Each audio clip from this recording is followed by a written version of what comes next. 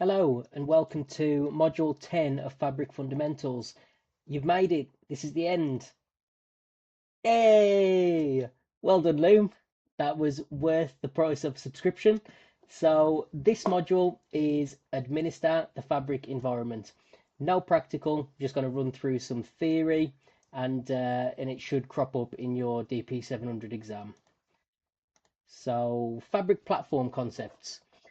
The tenant is a dedicated space for an organization to create, store, and manage fabric items. Usually one tenant per organization aligned with Microsoft Entra ID. It maps to the root of OneLake and sits at the top of the fabric hierarchy. A capacity is a dedicated set of resources, compute, memory, etc., and it's available for use. A tenant can have multiple capacities, and that is optimal to have multiple capacities. I have a video dedicated to capacities. It's called From Chaos to Control. So give that a watch after this. So onto capacities. We can determine how much work can be performed and for how long, and provided via Fabric SKUs and trials. A domain is a logical grouping of workspaces for organizational clarity, and it helps manage access and organize workspaces by function. So sales, marketing, finance, that kind of stuff. Workspace is a container for items within a tenant. It uses capacity to execute work, controls access to items like data warehouses and reports for specific user groups. Items, we have data warehouse, pipelines, etc., and they are created and managed within workspaces. The Fabric admin role is formally the Power BI admin, and it's responsible for managing and configuring the Microsoft Fabric platform. Works alongside Microsoft 365 admins, Power Platform admins, and Fabric capacity admins. The main workspace is the Fabric admin portal, but may also use the Microsoft 365 Admin Center, Microsoft Entra ID in the Azure portal, or PowerShell commandlets and admin APIs and SDKs. Admin tasks, we have security and access control, so we can manage who can view and edit content, set up data gateways and control user access with Microsoft Entra ID using role-based access control. Data governance, secure connectivity, monitor usage and performance, and apply governance policies to protect data. Customization and configuration, configure private links, set data classification policies, and adjust report and dashboard appearance. Monitoring and optimization, you can monitor the platform usage and performance, optimize resources, configure alerts, manage capacities, and troubleshoot issues. Admin tools, we have the Fabric admin portal, so a central web-based portal for managing settings, users, groups, audit logs, and monitoring usage and performance. Includes the Fabric on-off switched in tenant settings. PowerShell commandlets automate admin tasks like managing groups, configuring data sources, gateways, and monitoring usage. Admin APIs and SDKs programmatically manage Fabric, automate tasks, and integrate with other systems using APIs and SDKs. It supports OAuth 2.0. Admin monitoring workspace provides insights on usage and performance with datasets and reports, helping identify trends and troubleshoot issues. Managing the security in Fabric.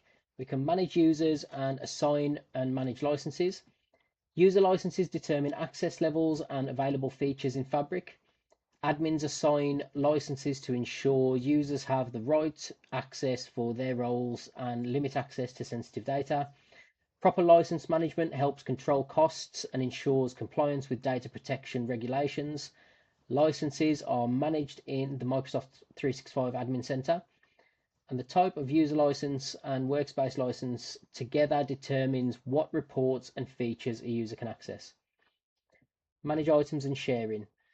Admins control how users share and distribute content via data warehouses, pipelines, datasets, reports, and dashboards. Best practice is to grant the least permissive rights. So share read-only workspace apps for report access or grant workspace access for collaboration. Manage sharing both internally and externally, following organizational policies and procedures. Enforce best practices to secure data and ensure only authorized users can access or share the content. We can govern the data. Endorse Fabric content. Endorsement lets admins mark Fabric items like datasets and reports as trusted and approved. Endorsed items display a badge, helping others identify reliable data assets. Promoted content is marked with a promoted badge and can be set by workspace contributors or admins. Certified content requires a formal review and is marked with certified badge only for admins. Only admins manage certification. Users can request certification for items, which admins can then review and approve. Scan for sensitive data. The Scanner API, admin REST APIs, allows admins to scan Fabric items for sensitive data. Scanning covers data warehouses, pipelines, datasets, reports, and dashboards, both structured and unstructured data. Metadata scanning must be set up by an admin before usage. Track data lineage. Data lineage tracks the flow of data through Fabric, showing where data comes from, how it's transformed, and where it goes. The lineage view in workspaces helps admins and users understand data dependencies and usage. Govern the data. So report on sensitive data. The Microsoft Purview Hub in Fabric provides reports on sensitive data, item endorsement, and domains. It also links to advanced governance features in Microsoft Purview portal, such as data catalog, information protection, data loss prevention, and audit. And I would recommend for anyone working with Fabric, get used to Purview as well. Once you combine the two, it's amazing for data governance. So that's it. That's Fabric Fundamentals done. And I really hope that this has given you enough information to pass your DP600 and DP700 exams. Give me a like, give me a follow, and comment below when you've passed your exams. I really do want to hear from everyone. So good luck with everything.